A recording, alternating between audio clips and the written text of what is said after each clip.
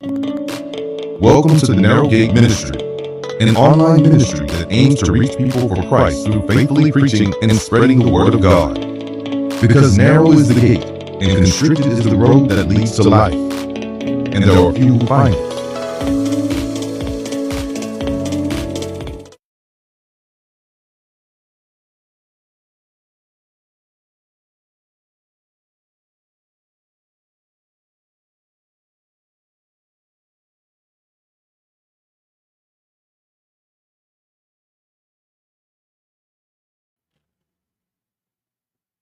Magandang gabi po sa ating lahat, mga taga-panood at nakasubaybay sa ating pong The Narrow Gate Ministry. At dito naman po tayo muli sa ating live podcast. Magandang gabi, so Derek.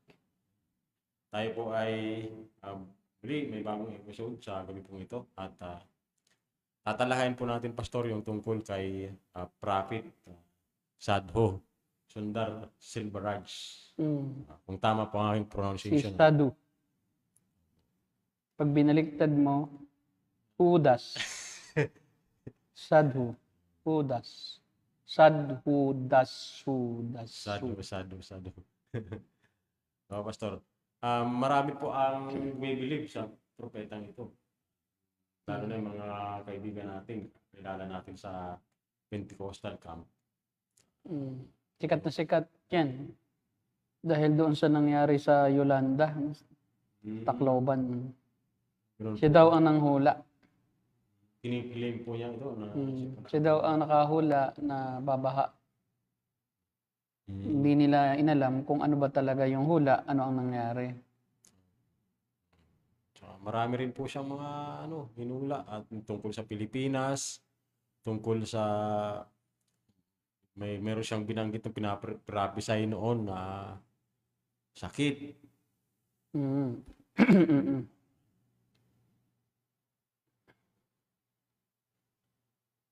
Oh, yung sakit na, yung coronavirus, yan daw ay sign of 666. 666. Ay bro, okay ba? Yung mic ko? May sounds ako? Okay. Napanood ko rin po yung video niya tungkol dyan, pero hindi ko na po siya, may ilan lang pong video tayo, Pastor, na tungkol sa kanyang mga, minsan yung iba, yung mensahe, and then yung mga prophecy niya, particularly po sa ating pong bansa. At recently nga lang po, actually may nag-request po nito sa akin last week pa, na kung pwede ma-feature ito kasi marami ang may mga hindi rin nakakilala or nakikilala nila, napapanood po nila sa YouTube, sa Facebook, pero sino ba talaga si Sadhu? Ano ba talaga yung kanya pong sino siya, ano yung kanya pong pagkatao, at saan po si Sadhu nagmula. Dito makikita natin dito sa video, sa picture po. Para talaga siyang puti ang buhok. Actually, sa totoo lang, hindi alam ng marami kung ang ibig sabihin ng sadhu.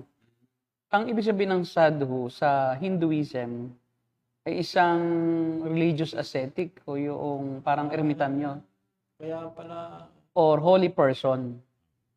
Holy person. Ibig sabihin, siya ay banal na tao. Na sa Indian culture, sa Hindu culture, sa atin, sa mga Pilipino, ermitanyo, pero sa kanila ay isang tao na bagat tinalikuran ang lahat ng pag-aari sa mundo at nagpa-practice ng yung pamumuhay na salat, na dukha, para magkaroon ng spiritual enlightenment o para maliwanagan sa spiritual. Para pala pong connected pa rin po ito doon sa Hinduism. Hinduism pa rin. Yung, hindi niya binago yung term ng Hinduism na sadhu. So, at ginagamit niya bilang Kristiyano kuno na siya ay isang holy person in Christianity. At ang kanyang conversion ay peculiar. May mga himala kuno na siya daw ay parang itinaas mula sa kanyang pagkakatayo o pagkakaupo, siya daw ay inangat ng Diyos at naranasan niya yung ma-overwhelm ng presensya ng Diyos ko, no? Iba pa pala yun, dun sa parang nag-levitate, no? Parang nag-levitate siya. Umaangat. At mula noon ay di umano ay siya ay kinakausap na ng mga anghel at pinapakita na sa kanya ng Diyos through prophecy, through visions, yung magaganap daw sa hinaharap. Opo. At ang kanyang yung kanyang ministry ay Jesus Ministries. Mm. Nagsimula yan noong 1979, no? Aba, matagal na pala po. Matagal na. So, kaya matagal na dahil kaya nga siya sikat na, no? Dahil matagal na. Tagal na pala. At ang sabi daw sa kanya ng Diyos ay nagsalita sa kanya ang Diyos at sabi daw sa kanya ng Diyos ay ipagtayo mo ako ng lugar kung saan makakapagpahinga ang aking paa at makauupo ako sa aking trono. So siya ang magtatayo ng trono ng Diyos. Aba, matindi. Oo, siya yung, kumbaga yung tinalakay natin noon na yung strategic man of God, ito naman, the holy man of God. Siya yung banal na tao na kumakatawan sa lahat ng kapahayagan ng Diyos sa huling panahon. At nagpapakita di umano sa kanya ang mga anghel, no? At ang Diyos mismo sa pamamagitan ng vision ng mga panaginip. At doon sinasabi sa kanya ng Diyos sa kanyang mga panaginip o kung gising siya ay sa pangitain kung ano daw ang magaganap sa iba't ibang panig ng mundo. Okay. Actually, recently po ay mayroon siyang hula patungkol nga dito sa mga mangyayari, particularly sa Europe. Yan, binabanggit din niya diyan sa prophecy niya yung China. Na marami siyang revelation mula sa Panginoon, sa Panginoong Kristo mismo. And yung ibang videos niya dito ay sinasabi niya na siya daw ay kinatagpo ng Panginoong Jesus. Dinala sa langit. Mamaya po mapapanood natin ito. Yan. Kaya nung siya maging born again, dahil daw sa isang crusade, sa isang meeting, spiritual meeting, noong 1978 ay may in-invite daw siya sa stage para tumanggap kay Jesus bilang kanyang tagapagligtas. At may narinig daw siyang tinig mula sa kanyang kalooban. At ang sabi daw ng tinig sa kanya, sa isang malinaw daw na boses, sabi sa kanya ay, ito ang tunay na Diyos, sumunod ka sa kanya. So, namangha daw siya na mapakinggan yung boses na iyon, na siya daw ay pumunta sa unahan at tanggapin daw si Jesucristo bilang kanyang tagapagligtas at personal na Diyos. Inignore daw niya yung voice. Pero inulit-ulit daw iyon ng Diyos sa kanya para daw cassette player. This is the true God, go and follow Him. Ulit-ulit lang daw yon, parang sirang plaka ba? Sirang plaka. Ganun pala ang Tapos nanginig daw yung chair niya, yun na nga. Ang ginawa daw ay kumapit siya sa upuan. Ayaw daw niya sumunod Tapos yun nga, paulit-ulit, para daw plaka na paulit-ulit, ito ang tunay na Diyos, tumayo ka at sumunod ka sa Kanya. Hanggang yun daw, bigla na lang daw na mayroon daw humipo sa kanyang likod na kamay. At itinaas nga daw siya. Parang lumutang siya sa hangin. Yun nga yun. Nag-levitate siya dahil doon sa kamay na yun. Matindi. Kaninong kamay kaya yun? Yun, hindi natin alam. No? Para sa kanya, sa Diyos. Sa Diyos. At ang sabi nga niya ay siya daw ay tumigil sa pagtanggi, no? Pumayag na daw siya sa Diyos kasi di na daw niya mapigilan ang Diyos. Pumayag na rin siya sa wakas. At ito ang sabi sa kanya, no? 50 daw sila katao. Okay po. Pero yun daw kamay na yon ay hinawakan siya. Sa kamay din. Naggawa kamay at siya daw ay sinabayan patungo doon sa unahan. At may 50 katao daw doon na tumanggap din daw sa Panginoon Jesucristo at tapang daw siya nakatingala. Sinabi daw ni Sondar, ni itong si Sado, Jesus, kung ikaw nga ang tunay na Diyos, tulungan mo akong makalaya sa paikot-ikot ng kapanganakang muli, yung rebirth dito sa mundo, incarnation. Tulungan mo akong makalaya sa reincarnation. Again, siya daw ay sumunod doon sa speaker, sa sinner's prayer, at sinabi niya, Panginoong Jesus, pumasok ka sa aking buhay. Sa karanas uli siya ng isang supernatural na karanasan. Meron daw isang hindi nakikita na nagbuhos sa kanya ng oil sa kanyang ulunan. Inanoint siya. At ito daw ay mula sa kanyang ulo ay dumaloy patungo sa kanyang buong katawan. At habang daw dumadaloy yung oil na yon sa buong katawan niya, ay naramdaman daw niya yung paglilinis na naganap sa kanyang puso. Na para daw nahugasan ang lahat ng kanyang kasalanan at ang kanyang maruming kalikasan. Wow. At hanggang nakarating daw sa kanyang paa yung oil, at noon daw tumagas ang oil sa kanyang mga hinlalaki, sa kanyang mga daliri sa paa, doon daw siya nagkaroon ng napakalalim daw na kapayapaan. Hindi daw maipaliwanag na kapayapaan. At doon daw na-convince siya na talagang si Jesucristo ang tunay at nag-iisang Diyos. At buong puso daw niyang ibinigay ang kanyang buhay at naging tapat na tagasunod ni Kristo. Yun, ang kanyang kwento. Wala po ang pundasyon, Pastor, ng kanyang conversion, no? Oo, mali agad. Doon pa lang sa pundasyon niya. So, yung altar call is an unbiblical practice. Unbiblical. Pinapractice po nung nagpa-convert sa kanya yan. Yung altar call. At siya rin pinapractice din po niya ngayon. Hanggang ngayon, pinapractice din niya siyempre na isuko nyo. Kasi ang problema sa altar call ay ang tao mismo na ang nagdidesisyon na ang isang tao ay maging Kristiyano, hindi na ang Diyos. Kasi ang nangyayari sa altar call, na itong, by the way, ang altar call ay naimbento lang nung mga 1820s, early 1820s, through Charles G. Finney, Charles Grandison Finney.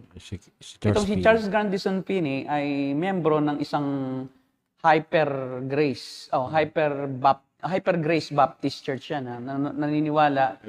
Hyper Grace. Yung kanyang, kumbaga wala na ring evangelism, wala na ring, hindi na nawawala ang kaligtasan. Hyper Calvinist. Hyper Grace na Hyper Calvinist.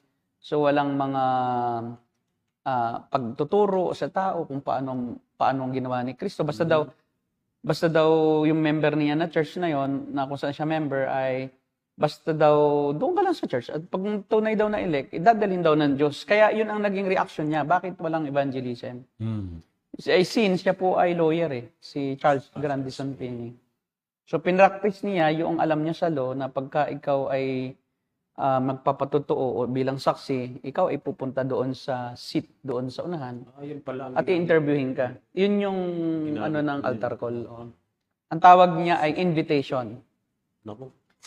At ang tawag niya nung una doon sa inuupuan ng mga ini-invite niya na tumanggap kay Kristo, magsisi, anxious bench. Anxious bench.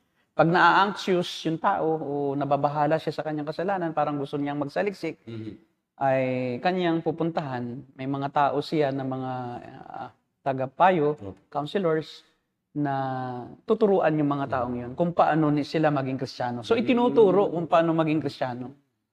Yun. Hanggang sa unti-unti ay na-develop tong kanyang practice na ito ng anxious bench at naging altar call ngayon. Sa kasalukuyan, yung invitation system to accept Christ as your Lord and Savior. Before 1820s, walang altar call. Panahon ng Prince of Preachers, si Charles Spurgeon, wala namang altar call. Opo, kahit sila Pedro, hindi naman nagpa-altar call. Noon sa Acts chapter 2, the first evangelistic message, na pangkalahatang kanyang ipinahayag, yung ebanghelyo sa mga Hudyo. Hindi naman niya sinabi na, sino ang gustong tumanggap kay Kristo bilang tagapagligtas? Sabi lang po niya doon, repent. Repent lang. Believe. Ang kanyang challenge, magsisi kayo at talikdan ang inyong kasalanan. At wala siyang sinabi na, ito ang panalangin ko, sundan ninyo ako, at pagkatapos yung manalangin, kayo'y anak na ng Diyos. Gawing Panginoon. At gawing Panginoon nyo si Kristo. Gawin yung Panginoon at tagapagligtas. Gagawin mo pa ngayong si Kristo, ikaw ang gumawa na Panginoon mo siya. Na parang hindi siya Panginoon mo. Panginoon mo rin siya, kaya lang hindi mo siya nirecognize. Kasi isang araw, haharap ka pa rin kay Kristo kahit hindi mo siya kinikilala. So, Panginoon mo pa rin siya. Kasi isang araw, masusulit ka pa rin sa Kanya. Hindi naman ibig sabihin si Kristo ayaw mong tanggapin Panginoon, hindi na siya Panginoon. Kung ayaw mong tanggapin siyang tagapagligtas, hindi na siya tagapagligtas. So, that's a wrong concept na ang Diyos mismo ang iyong gagawing Diyos. Meron pang ang Panginoon, ginagawa kitang Diyos ng aking buhay. At pumasok ka sa aking puso. Ang problema ay marami ng mga talata na dahil nga walang talata sa altar call, wala talaga kahit anong isang talata. Ginagamit nila yung maling talata, yung Revelation chapter 3 verse 20. Na narito ako'y tumutuktok sa pintuan at kung sino man ay magbukas ng kanyang pinto, ay papasok ako sa kanya at hahapong kasalo niya. Kakaing kasalo niya. So ang problema doon ay sulat iyon sa iglesia. At hindi yung sulat sa individual na hindi mananampalataya. Yun ay sulat ng Panginoong Kristo sa mga iglesia, sa iglesia ng Laodicean Church, no? Revelation chapter 3 verse 20. Pakibasa mo 'yon. Pahayag chapter 3 verse 20. Tingnan natin sa Tagalog, Brother RJ. Yan ang pinanggalingan ni Sadus Sulberaj at pinanggalingan ng napakaraming mga nagsasabing Kristiyano. Basahin ko muna po sa English. Behold, I stand at the door and knock.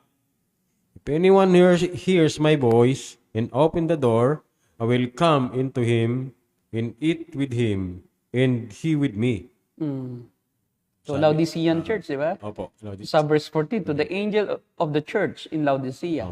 So, hindi ito para sa hindi Kristiyano. Ay, dito po, Pastor, sa Tagalog. Pero, paki-scroll nga sa 20. Ayan. Nakatayo ako at kumakatok sa pintuan. Kung diringgin nino man ang aking tinig at bubuksan ang pinto, papasok ako sa kanyang tahanan at kakain kaming magkasalo. Di ba, Pastor? Yan. So, ang problema dyan, yan nga hindi sa non-Christian. Yan ay para sa iglesia. At bakit? Ang Laodicean Church kasi, ang nangyari sa kanila, dahil sa kanilang kayamanan, parang hindi nila kailangan ang Panginoon. So, napatutok ang kanilang mga isipan, ang kanilang mga debosyon sa pagpapayaman, sa pera. At dahil doon ay figuratively, hindi literally na si Kristo ay wala na sa kanilang iglesia. Kundi figuratively ay nasa labas na ng iglesia si Kristo na parang dahil nga sila'y satisfied na sa kanilang kalagayan bilang isang mayamang iglesia. Figuratively, Pastor. Figuratively ay si Jesus kumakatok na sa pintuan ng iglesia. So figurative pa siya at hindi rin siya puso ng tao. Kundi pintuan ng church.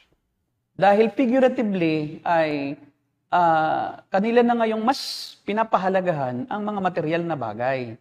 Kaya di ba ang sabi rito ay, you say I am rich. Sabi ng iglesia, no? You say, ang sabi ng Panginoon sa iglesia ng Laodicea, you say I am rich, I have acquired wealth and do not need a thing. But you do not realize that you are wretched, pitiful, poor, blind, and naked. I counsel you to buy from me gold refined in the fire so you can become rich. At hindi lang yun, malahiningan na nga sila. No?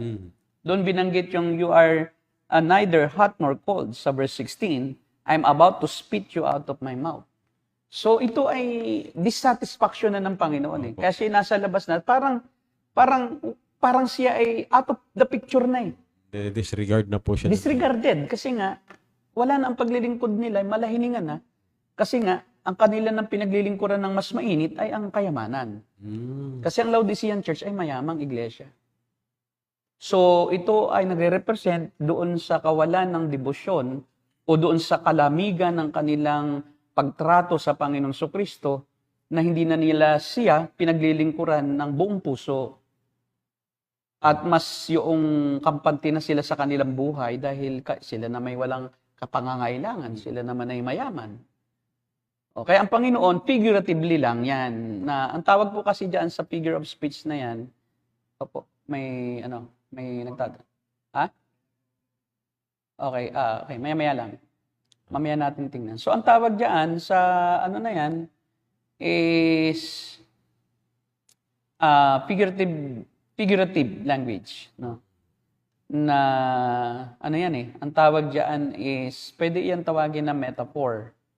Metaphor. Paglalarawan ng dalawang magkaibang bagay pero mayroong parehong meaning. Na nawala na ang atensyon ng mga taga-Laodicea sa Panginoon. Nasa labas na siya, quote and unquote, ng iglesia, at out of picture na siya kasi ang paglilingkod nila hindi na para sa kanya talaga, kundi para na sa kanilang sariling kaligayahan. So, hindi pala talaga po siya, yung context niya, hindi tungkol At saka yung iglesia nila, may kusina, kasi nakakatok siya, pagpasok niya, hahapong kasalo niya. Okay. So, ibig sabihin, meron silang use sila na nagkakainan sa loob ng iglesia. So, maaaring, this is with reference to the Lord's Supper, na yun ay kanilang talagang actual na pagkain sa loob ng iglesia. Opo. So, imagine, Lord's Supper, do this in remembrance of me. Pero hindi na naaalala yung dahilan ng Lord's Supper.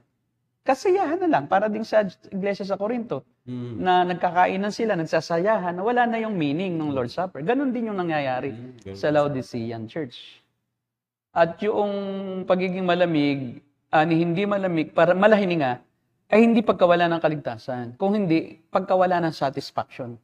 So the Lord Jesus Christ is no longer satisfied with their services for Him, with their worship. Why? Kasi nga, di ba, ang sinisimbolize nung malahininga, hindi siya pwede na boss na pang kape, hindi rin pwedeng pang malamig. Opo, hindi Hindi nakakasatisfy. Pag uminom ka ng malahininga, isusuka mo parang bland. Samantalang mas maganda yung tubig, malamig. Malamig or mainit. Or mainit. Pero kung malahining ang tubig, hindi ka masatisfied. So ang ano dyan, yan ay hindi pagkawala ng kaligtasan, kundi yan ay pagkawala ng satisfaction.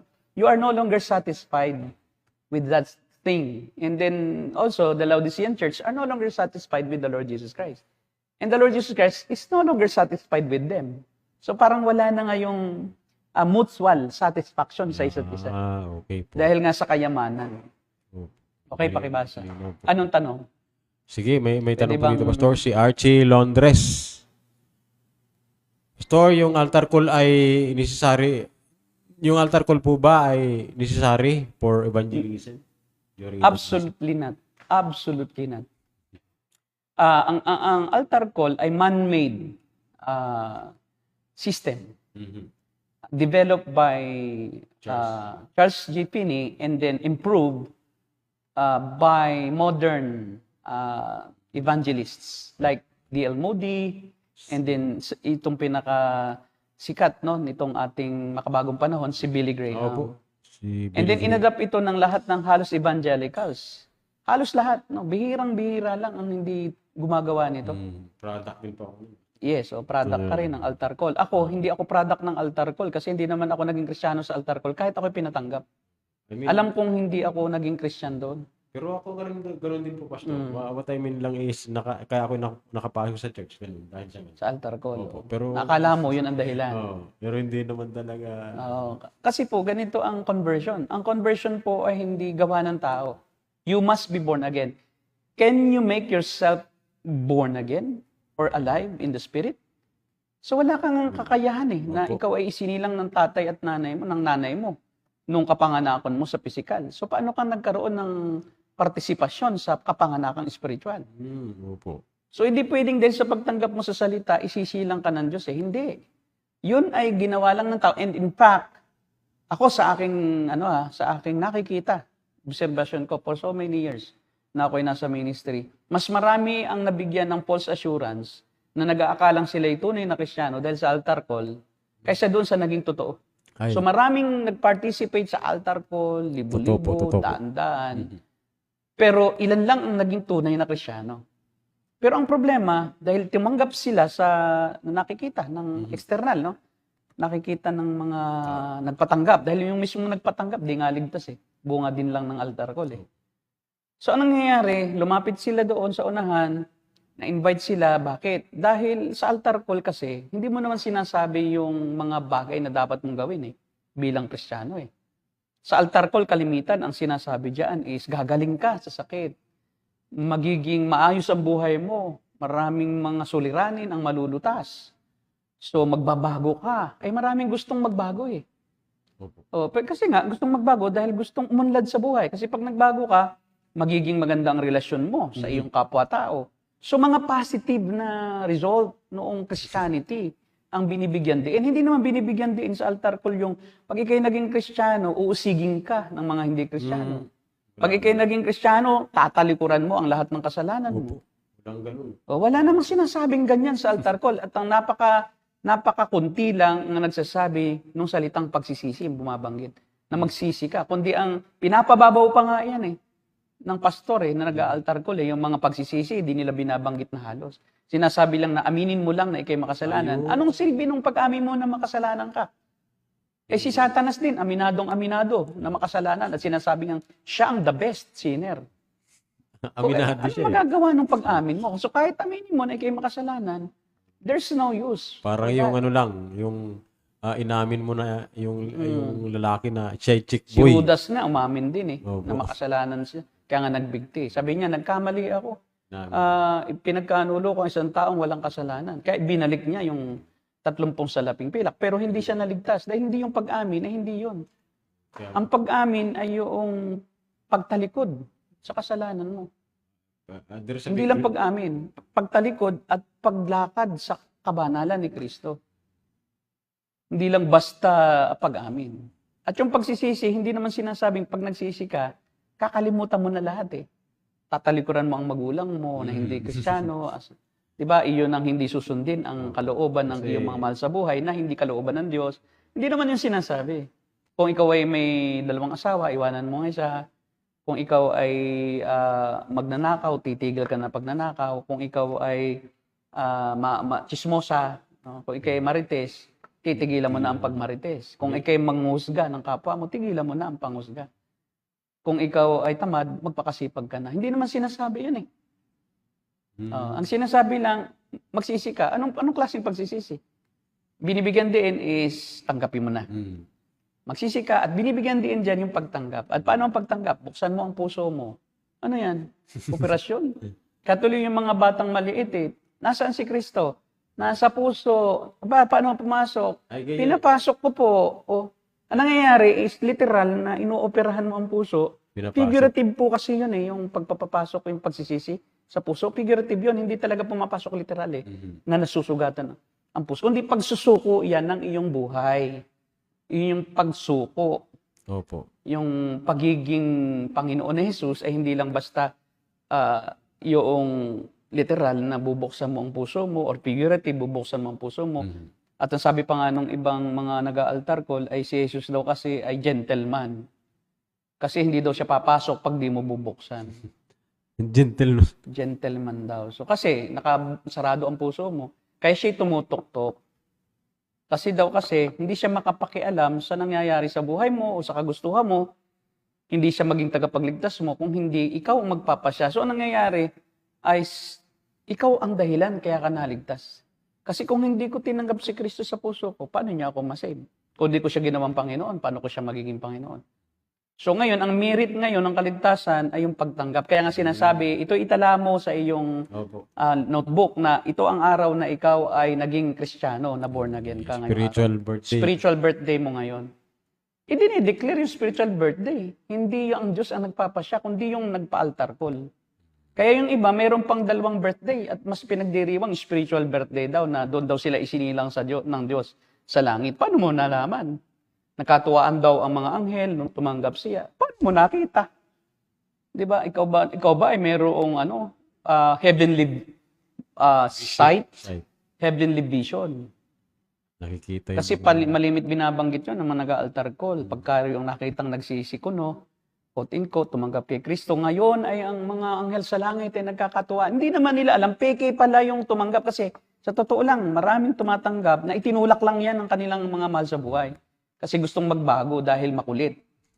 Gagawa ng ang lahat ng paraan, ginagawa ng mga mahal sa buhay na Kristiyano para Punta ka sa camp, bibili ka ng lahat ng kailangan mo, bibigyan kang pocket money. Kasi bakit? Gusto ikaw ay magbago. Pero yung tao mismong dumalo sa camp, Hindi. mai-emote lang yan eh. Kasi kalimitan, bakit pumupunta ng altar? May music. Mhm. Di ba? Give thanks. Ganun. Yung mga... May speaking in tongues. Shalababababa. Oh, rabababababa. Mangingilabot ka, tapos may magpapatotoo na nung pong ako po hindi pa born again, ako po may sakit. Di ba? Ako po hindi pa tumanggap sa Panginoon, ako po may cancer. Mga nakakapangilabot ng mga patotoo. Eh yung nakikinig may sakit din, nakaka-relate. Uy, gumaling siya sa sakit. Tapos sasabihin nga si Jesus, ang healer. Nang ako'y tumanggap sa Kanya, ginawa ko siyang Panginoon, pinapasok ko siya sa aking puso. Ako po'y gumaling sa sakit, hallelujah. Ikaw naman, iiyak-iyak na ngayon yung may sakit. So bakit siya pumupunta sa unahan? Dahil sa promises eh.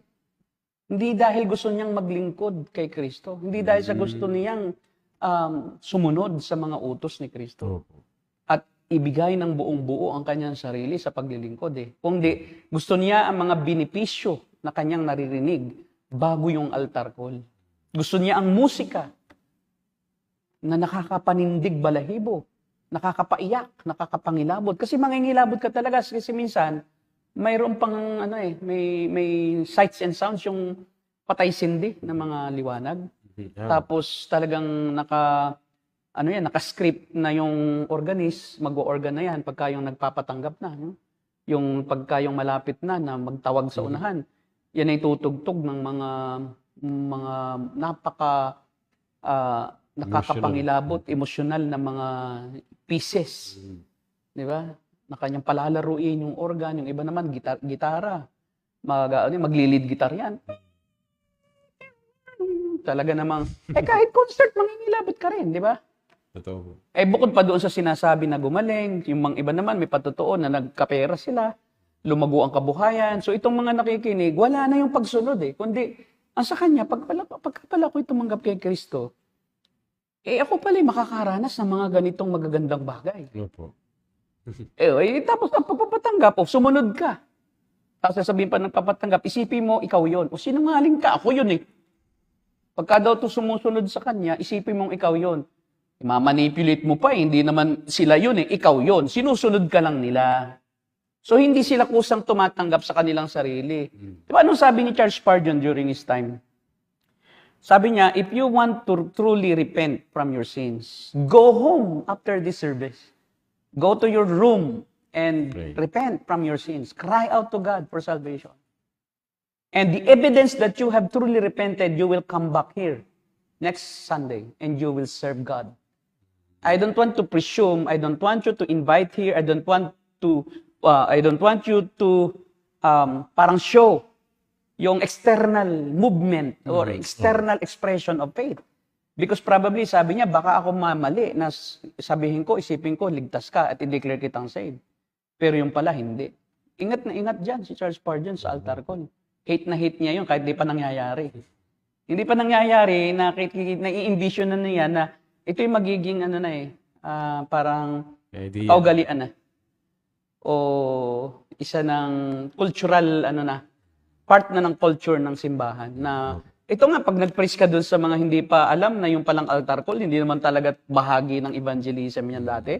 Pagka ikaw ay nag-preach sa isang simbahan o na-invite ka sa pagpipreach at hindi ka nagpa-altar call, sasabihin ng mga pastor o elders, pastor, sinayang mong pagkakataon. Ano yun? Ikaw ba ang nagpa? Kaya minsan tuloy, pag tumanggap talaga, dahil nga ang turo ay ikaw ang ama daw, kasi quote and unquote, nagiging ama ka nila sa faith. Nanampalataya. Kaya tuloy, dahil ikaw ang ama nila, responsibility mo ngayon na sila ipalaguin. So ngayon na nangyayari, ang tao na rin yung dahilan ng paglago. Hindi na ang Diyos eh. Anong sabi ng Panginoon eh? Ako, sino si Apollo, sino si Pedro, sino si Pablo. Kami mga tagapaggawa, tagapagtanim, tagadilig. Pero ang Diyos ang nagpapatubo, nagpapalugo. Ngayon, ang nangyayari, ikaw ang may kasalanan. Pag pinatanggap mo, anak mo siya, pag nabansot yan, dahil sa'yo. Hindi naman ikaw ang nagpapatubo. Kaso po, pag nabansot, hindi na inaano na eh. Responsibility. Oo, sabihin nila, hindi ko na responsibility yan, bansot na eh. Pero nung patanggap siya ako niya eh. Di ba? Noong hindi naging tunay na Kristiyano, hindi ko. ay hindi ko yan, anak. O, di ba? Mali. Kaya pagka naman naging tunay na Kristiyano at lumago, akin yan. Oo. Ako Ang credit, parang may pautang, no? Kasi, oo nga, yung may pautang sa financial, di ba? Malaking utang na loob. Eh, ako pa, utang mo sa akin ang kaligtasan mo. Meron ng ganong Opo. kaisipan na, o hindi dahil sa akin, hindi ka maliligtas. Ha? Kahit wala ka, maligtas yan. Opo. Na ibang gagamitin ang Diyos na magtanim dyan.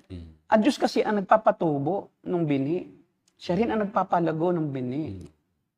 So, hindi ang tao ang dahilan ng paglago. Hindi rin ang tao ang mismong dahilan ng pagiging Kristiyano. Ano bang turo ng kasulatan? Regeneration of the Spirit is the work of the Spirit. It is not the work of man. Kaya kita mo, napakaraming Kristiyano nung wala pang pagpapatanggap. Totoo talaga, nakikipaglaban hanggang kamatayan. Ngayon ang mga Kristiyanong pinatanggap, nagka-problema lang ng kaunti. Ay, opo. Sisisihin pa nga ang Diyos eh. Bakit? Nung ako'y maging Kristiyano, nasaan ka? Lalo akong nabigo. Lalong naghirap. O, kita mo. Kasakit. Bakit pag may sakit? Kasi bakit sinisisi pag may sakit? Kasi ang pangako ng pastor, pag naging Kristiyano, mawawala ang sakit eh. So, they only love the benefits of Christ. Sabi ni John Piper, they only love the gifts but not the giver. Diba? Sabi ni Paul Washer, they want God, they want to be in heaven, but they don't want God who is in heaven. They just want to go there, and once they get there, they will kick out God from heaven. Kasi dito pa lang sa lupa, ganun ang ginagawa. Oo, ngayon nga, di ba? Tinisisi. May kilala ko pong pastor niyan doon pa kami sa province na every time na siya nagti-testimony, lagi niyang binabanggit, yan si ako ang nagpatanggap diyan. Pero every time na siya nagti-testimony, una makakwentuhan mo. Pero sa tagal ng panahon, yun lang isang yun ang nakakanya sa Panginoon. Pero proud na proud siya doon. Na-proud pa siya sa iisa lang. Diba? Amigo. Yung mga tunay na missionary, pagkukunti nga, Panginoon, convert Africa or I will die. Sila. Grabe. Sila Paul Washer, sila Diba? yung mga Convert Burma or I will die. Sila Adoniram Hudson. Hindi sila, proud dun sa conversion. Kundi, kailangan nilang maglingkod kahit wala. Kasi bakit? Obligation nila sa Panginoon. Sabi nga ni Pablo, di ba? Who unto me if I preach not the Gospels? Kawawa ako kung hindi ko pangaral ang mabuting balita. Kasi this is my duty. Kulang pa nga ang buhay ko, sabi ni Pablo, para sa ginawa ng Diyos sa akin. Di ba? I am the best of sinners. I am the best. I am the worst sinner. Among all sinners. Ako ang pinaka-sama. Okay, balikan natin si Sado. Baka makaligtas eh. Hindi. Napag-usapan. So products siya noon. Yung altar call. Akala niya Kristiyano na siya. Pero Hindu pa rin siya. Hindi nga niya itinuwid yung kanyang title eh. Sado pa rin siya. Ay title yan ng Hindu. So kung tunay kang Kristiyano, bakit mo inaalis yung title mo na Hindu? Tapos yung itsura niya po, pastor, talagang ermitanyo, no? Parang si Kristo na peke, Na peke. Peking Kristo ang itsura. Paputi. Siguro ito nagpipintura ng balbas at saka ng buhok eh.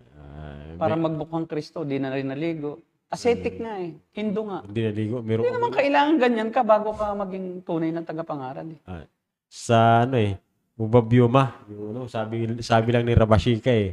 Nag-graduate sila sa Ubabyuma. Yung baho amoy pala pag binaliktad mo.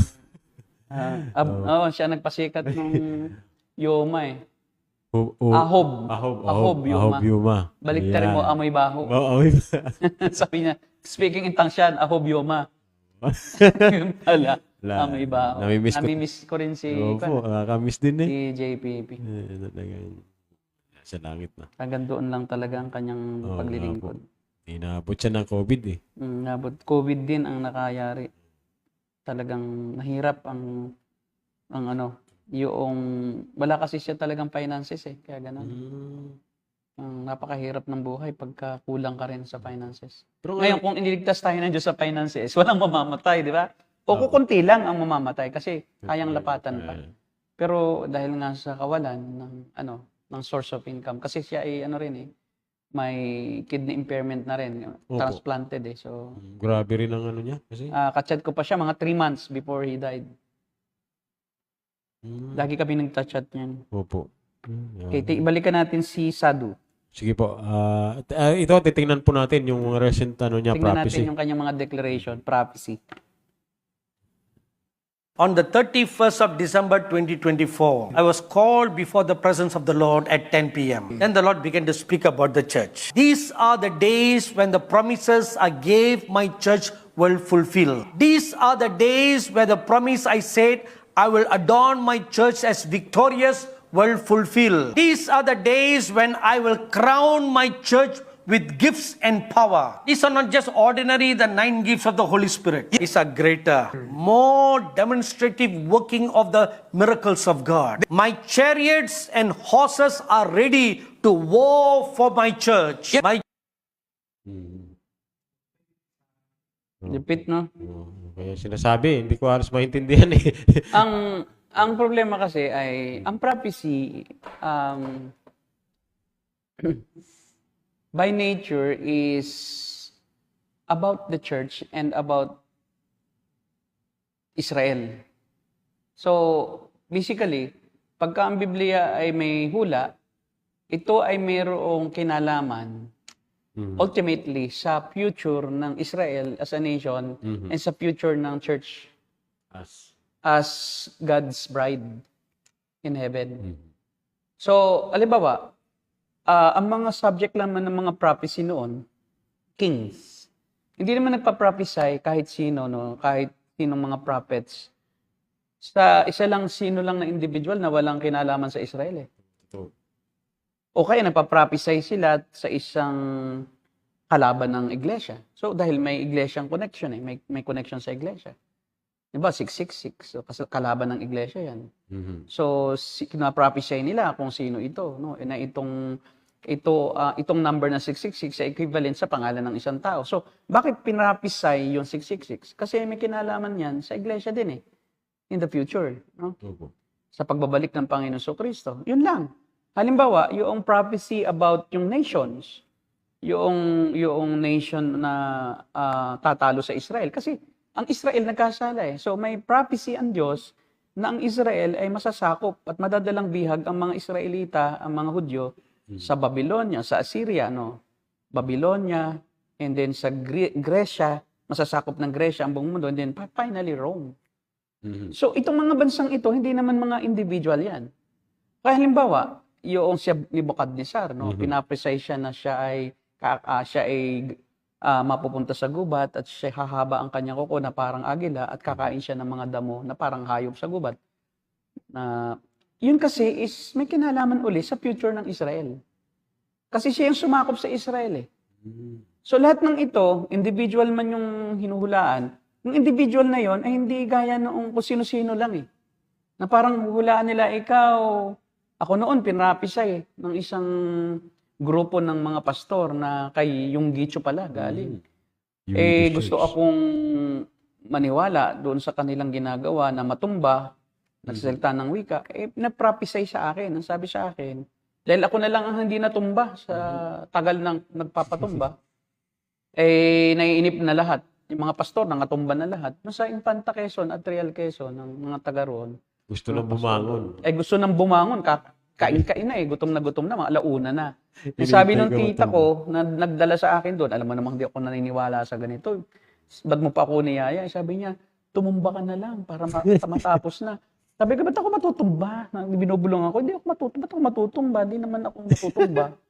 So ang ginawa nung pastor, nagpalit-palit na sa akin eh. So ang ginawa na lang nitong huli na pastor, ay pinagprophesy. Ganito ang prophecy na ako'y lalong nainis. Kasi ang prophecy niya sa akin, mali. Sabi niya sa akin, ikaw, brother, ikaw ay muling babalik sa ibang bansa. Hindi pa nga ako nakapunta sa ibang panig ng mundo, sa ibang bansa eh. Paano ako babalik?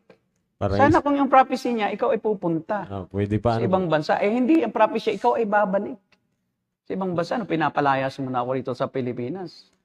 Doon pa lang po, hindi niya nahulaan. Ngayon, ang nangyari, siyang natumba. Hindi ako matumba. Nung matumba na siya, di tapos na, wala nang makapagpatumba, Nag-ano na lang, announce na lang na, sige po tayo mag-pray. O, closing prayer, hindi nagkainan. Tapos nung nagkakainan ng ganyan, walang umaalis. Sabi ko, ba't hindi pa nag-aalisan? Sabi ko, tayo na.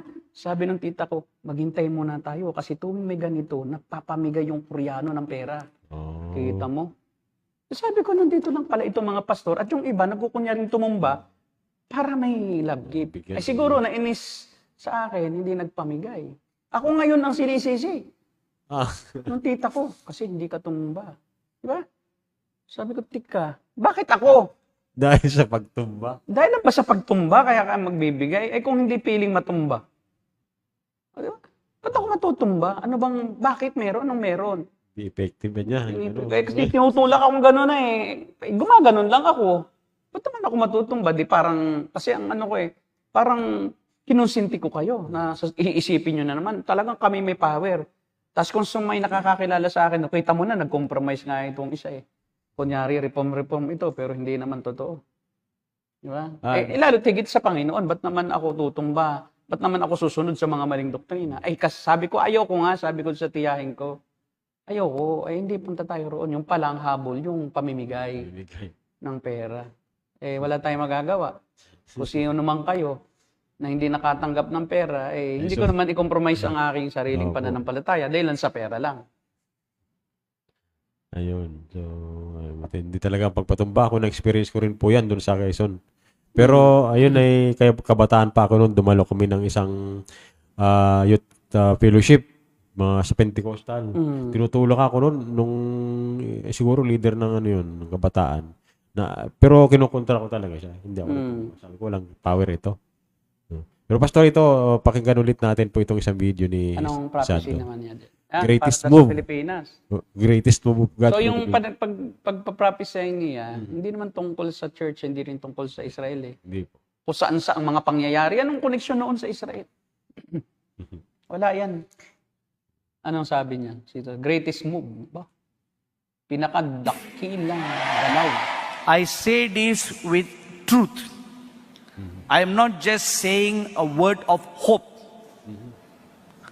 This is a word of absolute certainty that because this is the will of God, that God had revealed through His prophets during one of these conferences in the year 2012. Tagal na. Oh, sorry, 2011. 2012. When God maging number revealed one tayo sa buong mundo. His great plans for this Lumbog nation na of the tayo. Philippines, how He wants to bless the Philippines and cause it to prosper, not only spiritually, but also economically, and also in the areas of education, in the areas of science, in the areas of finance, in the areas of every area that you can think of. Philippines will be the number one. Will be the number. Kasi nungalingan yan. Kasi 2012 pa. Ngayon nga, number one na talaga tayo sa corruption. Oo, number one na. Magna-number one na tayo. Pataas na eh. So, baliktad. Hindi prosperity. Poverty. Poverty and Tapos corruption. ngayon, magkano na ang utang natin? Trillion na. 7 trillion na. Dati 6 trillion. Perfect number. Perfect number na. Tama, no? Number one na. Perfect na eh. Yung number. 7 trillion na, mahigit. Wow. Di ba? So ngayon, bawat taong isisilang na Pilipino, may utang ng bilyon. Billion. Bilyon agad ng utang. Pagkasilang niya, anak, may pamana na ako sa'yo. May utang ka na. Bago ka pa lang ipanganak. Grabe. Tapos ito, sasabi mo, magiging number one? Eh, kasi nungalingan yan. Oh, number one sa aviation. Paano tayo maging number one sa aviation? Eh, alam mo ba, sa totoo lang, hindi tayo pwedeng magkaroon ng eroplano rito o hindi pwedeng itong Pilipinas. Yung mga airplanes, hindi pwedeng i-autopilot pagdating sa atin sa taas ng Pilipinas. Kasi mali ang plano ng ating NAIA. Pagka nasa NAIA ka, subukan mo. Pag may ways ka na hindi pa naturuan nitong mapa ng Pilipinas, pag may ways ka, mali ang GPS. Naandyan na yung grab car nasa kabilang kalsada. Pero ikaw nandito sa kabila kasi hindi tama ang posisyon ng ating mga airport. Minsan yung ating beaches hindi tama rin. Paano tayo maging number 1 sa navigation? Hindi nga tayo manavigate. Ang para tayo maging manavigate, para tayo umunlad sa navigation, babaguhin lahat ng structure ng mga pangunahing mga kalsada. Hindi ka pwede rito mag-autopilot dito na lang sa area na to. Mababangga yung Tesla. O dahil mali ang plano, mali ang titulo. Kasi hindi sinunod ng ng LRA, ng gumagawa ng mga titulo, yung GPS. Kasi mali ang kanilang tie point. Mali rin ang ginagamit nilang plano. Kaya doon pa lang sa plano, mali na. Kaya kita mo, meron ditong ang lupa, dito nakatirik ang bahay. Pero pagka GPS mo, 1 kilometer away, doon sa bahay. Kaya pala gano'n. Ano po? Pag Paano tayo unlad sa navigation? Sa land, sa dagat.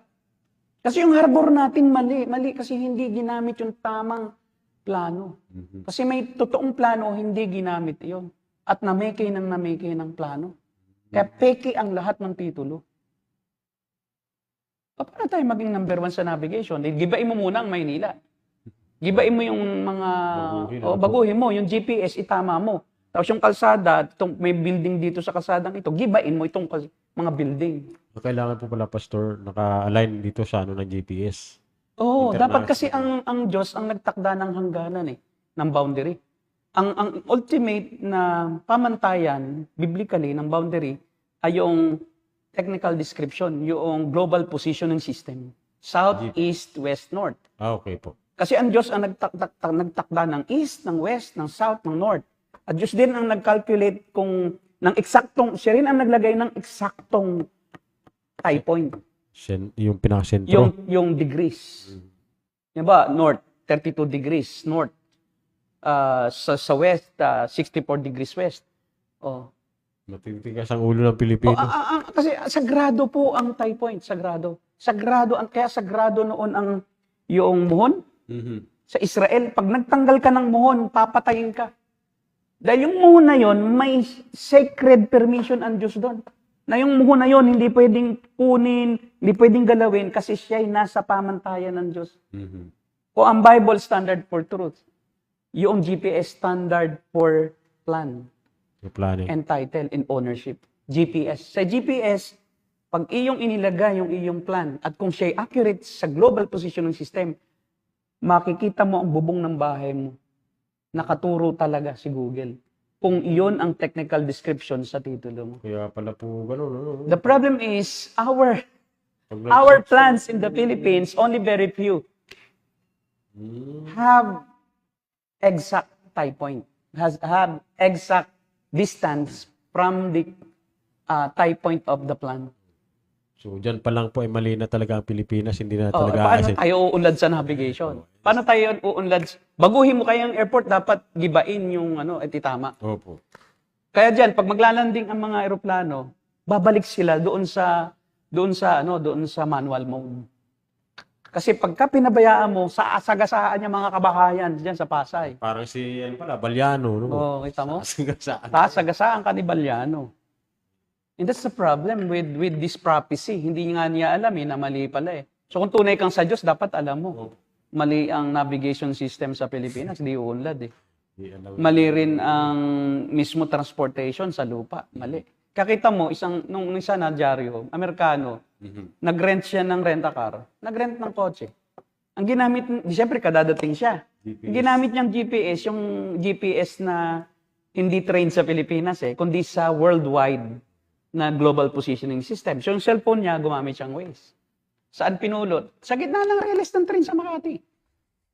Doon siya dinaan Kasi bakit? Naroon talaga yung daan sa railes. Kaya pala. Mali yung posisyon ng railes sa plano Dahil mali-mali ang titulo, mali-mali ang plano. Mali ang technical description, yung distance specifically. Tama sa ground, yung kung gaano kalaki, pero yung distance do sa tie point, mali.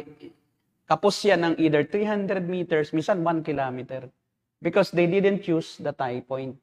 That is originally, yun ang tama sa GPS. Ang alam ko po, Pastor, ang sentro ng GPS o yung pinakang muon dito sa Luneta. Hindi. Ay, dito ba? Yan ay ano lang, yan yung kilometer. Kilometers. Diyan nag-uumpisa ang kilometer 1. Okay. Pero Okay. ang GPS Monument 1. BLM 1, yun ang GPS. Ang kilometer is kilometer 1. Diyan ang kilometer 1. Pero yung BLM 1 sa Montalban, sa Hieronimo Street. Opo. Yun ang accurate na tie point. Tapos ang tie point naman ng buong Visayas naman, kinukuha nila sa Romblon, sa Balanacan. Yun yung accurate. Pero dito sa NCR at Karatig sa Luzon, ang tie point number 1, Montalban. Montalban, Rizal. Municipality. Yun pala. Hieronimo Street. Naroon pa rin yung muhon. But they don't use that because they don't own that. Kaya They pala don't own that title. Iniba-iba nila, ano po? So therefore, nang magpa-report si Pinoy, noong si Pinoy pang presidente, from 1913, Opo. 1913 to 2003 or 2009, ilan ang nagawang plano ng Bureau of Plans? Kadastro. Ang dami report sa mga ibang regions. Sa NCR, walang nagawa. Kasi hindi nila pwedeng ilagay yung nagawa nilang kadastro, meron na. At saka pag inilagay nila doon, pag sinukat, mali sa tie point. Kaya pala. Kaya They pala. cannot cite the number of cadastrals or that they have made in the capital because they use a different tie point which is wrong. Even tong building na to, ito'y nasa labas. Tayo narito sa loob ng building, di ba, sa Waze, pag GPS mo, yung hindi trained na GPS. Nasa loob tayo ng building sa ating pagtingin, kasi nasa loob tayo. Pero actually, nasa labas tayo. At yung building kasi nasa labas, doon nakatayo. Wrong tie point. Kaya pala. Paano sasabihin ni Selvaraj na uunlad tayo? Based on the navigation system, transport, wala. Hindi tayo magkakaroon dito nung autopilot, babangga. Maliban na lang kung i-train, i-set yung, or i-program uli. I-reprogram yung Tesla. Ang gagamitin yung mapa ng Pilipinas. Hindi yung tie point, hindi yung GPS, Global Positioning System, but Philippine Positioning System. Mali-mali kasi tayo sa GPS. Hindi tayo accurate sa global. Kaya pala. May ibang ano. Okay, so malabo talaga yung ano ni ano. Kasi nalingan talaga yung Malabang hula, ano yan, gigibain mo lahat ng mga ano rito para tayo umunlad. Lan tayo. Kasi parang umunlad ng isang tao, ang isang bansa, automate it. Automate. Para wala nang maraming kuskus balungos. Tsaka mabilis. Bilis at hindi masyado nagkakadayaan. Oo, walang dayaan. Kasi, bakit? GPS, kakita mo, ang GPS is God's ordained tie point and location. Kaya sabi ng Diyos, ako ang naglagay ng hangganan ng mundo. Paano yon matututunan? Through GPS. Galing. Kahit saan ka naroon sa mundo, may compass ka. Papakita sa iyo ang lokasyon mo kung ano kang degree north, kung anong degree ka south. Lagi mong susundin yon. Di mong kilaga. Dahil doon ka pupunta dapat. Dahil lalabas ka dagat. Galing. Sinungaling talaga si Sadio. Hindi niya. Doon pa nga lang, palso na siya eh. Palso na agad siya eh. So, Ano uunlad tayo? pero marami pa ang followers na to. Yung ding walang alam din. Walang alam. Gullible o gullible. May alam sa ibang area, pero pagdating sa relihiyon, walang alam. Yun, Walang alam sa Bible, walang alam sa ibang area ng study, kaya kita mo, iniwala. tsaka emotionalism ang pinapagana. Even ito si Sado ay wala ring alam to sa ano. Wala yang alam sa ibang Proper area. hermeneutics yata. Wala. Wala talagang alam yan sa proper hermeneutics. Kaya nga naging false prophet eh. Kasi kung ikaw ay true prophet, magaling ka sa hermeneutics. Tama. Kasi ang hermeneutics ay Bible interpretation. Bakit na mali ka? Pwede hindi ka prophet. Ay, tama. Iba yung kanyang interpretation eh. O, di ba? Hindi siya sa Diyos. Okay. Ito pa po, may isa pa po siyang video, Pastor. Panoorin natin. Bro, paki-play. August the 8th channel to the Far East. Far East primarily targeting the Philippines. So only one person, one Filipino must be so excited. Medyo mahaba yung medyo niya. Palakpakan. Philippines is a nation Yun. that is going to experience a great exponential revival Exponential. in the Aviation. not too distant future. That is the Kakabundulan, destiny mga God has aeroplano. revealed about the Philippines. You know, if you hear about the awesome word that has been spoken over the Philippines, you would wonder, next to how God blessed Israel, Philippines will be the second nation to Israel, how God is going to greatly Second. bless, prosper, and lift her so high up that she will be like a beacon of a lighthouse for the world. Pero kung talagang kalooban ng Diyos at hindi dahil sa prophecy So na we yan, have a responsibility to help the Philippines, the Filipino. Wala naman na yan. kung talagang kalooban ng Diyos na umalad, ay hindi dahil sa prophecy na yan. Mhm. Kundi dahil meron ngayong tinawag ang Diyos na may hawak ng susi para umunlad ng Pilipinas. Yun ang sugo ng Diyos na totoo, hindi si Sado. Kasi siya rin ang pinahawak noong tunay na magpapayaman sa Pilipinas. Yung kay mga kay nakuha na kay Thanos yung susi. Nakay Thanos yun. Oo. Nakay Thanos. Kay Thanos na pala. So si Sado, hindi yan. Opo. Naglatsamba-tsamba lang yun. Chamba-chamba. Kita mo, bakit tsamba yan? Kita mo ang hula niya. Kita ng chamba. May prophecy siya, itong propita. Kay prophet. Propita. Itong propita na ito, ang sabi niya, may 7 spirits daw ang Lord. Biro mo. 7 spirits. Will be poured out upon the Philippines. Sabi dito ay, pero bago iyon, magkakaroon daw muna ng punishment. Mhm. And the punishment, the first of its kind. So the plagues that will strike Pangasinan, so may hula siya sa Pangasinan, that Pangasinan will come from a skin disease that will be nothing that the world has ever seen. The skin, the flesh, and the bones will be corrupted. They melt and will rot away. Sa Pangasinan daw magmumula yon. Hanggang ngayon, wala pa. Opo, parang mayroon yung video dyan, Pastor. Yun daw sakit na ito ay yun daw flesh saka matutunaw, magme-melt. Oh, grabe. Ano kaya ang sakit ito, no? Wala namang nangyaring naaagnas na laman at natutunaw. Tas Cebu, another peculiar disease, a plague will arise from Cebu and will spread all over the land and then spread all over the world. Meron daw sakit sa Cebu na ang pinaniwalaan lang nila isa Ang daming mga false prophecies And Bohol, from Bohol, another plague, another disease will arise and spread all over the land and all over the world. So the first is the destruction through the winds. Ito lang ang nangyari. Nakala nila si Sado rin. Di ba yung Tacloban? Opo. Ito ang tanong. Totoo na bang propeta kahit may isang nangyari? Na kahit nagkataon lang, kahit hindi siya propeta. Tingnan nyo kung ang standard ng Biblia sa isang propeta ay ganito. Isang beses lang naman yatang nagkatotoo yung hula niya. At kaya tinawag po siyang propeta ng Chamba. Oo, kasi ang tunay na propeta sa Deuteronomy chapter 13, pakibasa mo, verse 1 to 5. Deuteronomy 13, verse 1 to 5. Ito ang standard ng tunay na propeta. Yung tunay na propeta, hindi propita.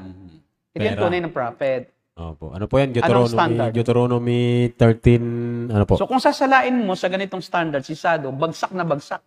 Kasi sa dami niyang prophecy, ilan lang nagkakatotoo? Ilan lang.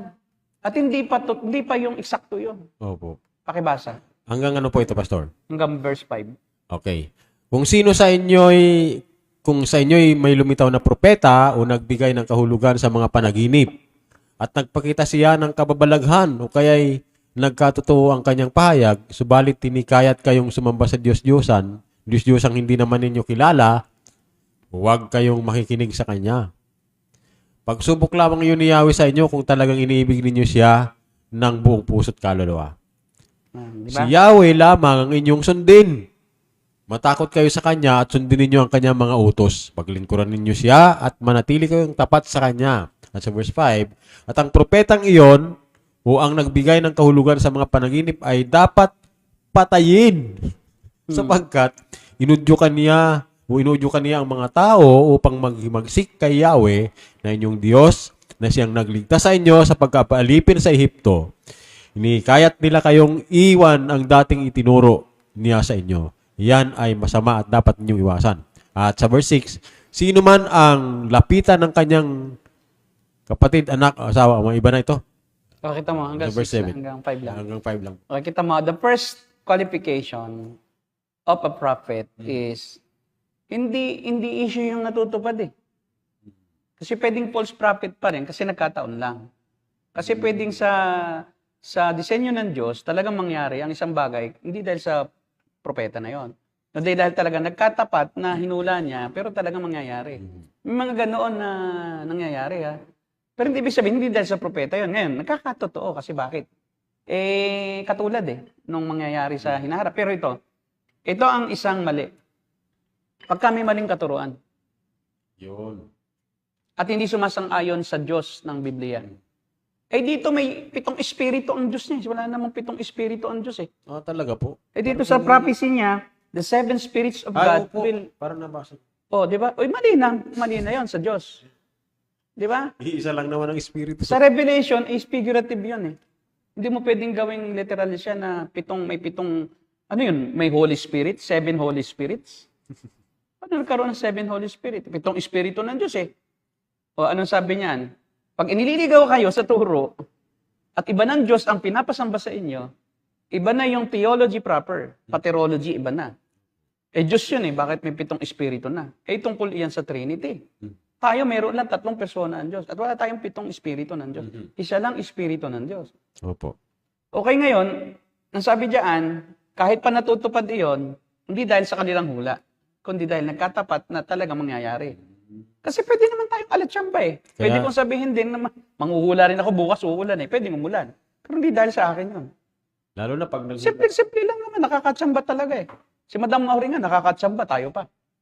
Lalo na po pag nanghula ka ng tag-ulan. Oo, tag-ulan ngayon eh. O kaya, hulaan ko, magkakagulo sa eleksyon. Talaga naman, generally, nagkakagulo eh. Nangyayari na kasi. Ngayon pa nga lang, nagkakagulo na. Di hulaan mo pa uli. At sasabihin naman sa iyo ng mga, talagang, totoong propeta ito. Yung mga uto-uto ay, O di ba, ang pamantayan, dapat may kinalaman sa future ng church at saka ng Opo. Panginoon Kristo ng church, di ba, ng iglesia. Tungkol sa Panginoon lang yan eh. Bakit ang hula ni Sadu sakit dito sa Pangasinan? Kung saan-saan na lang. Ay, saan yan? Anong kinalaman ng Pangasinan sa Israel? Anong kinalaman ng mga Pangasinense sa mga Hudyo? Bakit ka manghuhula doon ng kung ano-ano? Umuwi ka, doon ka manghula sa bansa mo. Papahamak mo itong Pangasinan eh. Diba? Tapos itong mga taong ito sa Pilipinas, bilib na bilib. Kasi bakit? Napatapat yung hula. Pastor Harry Bandojo. Sino to? Pare? Reconnected. Successful. Hindi ko po kilala yan eh. Mahirap po mag-comment pag di ko kilala. Kino-comment lang po natin yung kilala natin. Opo. Mahirap namang magtsamba kami. Hindi naman kami propeta ng tsamba. Kung prophet po kami ng tsamba, pwede kami magtsamba dyan. Opo. Gusto namin, tiyak eh. Opo. Pero pwede nyo pong Okay na? Okay. Salamat, Brother RJ.